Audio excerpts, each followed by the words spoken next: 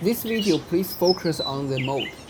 This is close to 2 months after they leave the nest. The molt, this is Christine. Look at the molt, is around 30%, I will say.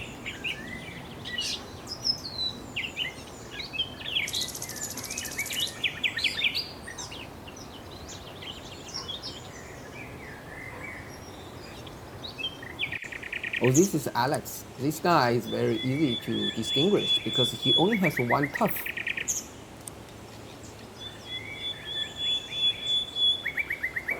And this is Anna.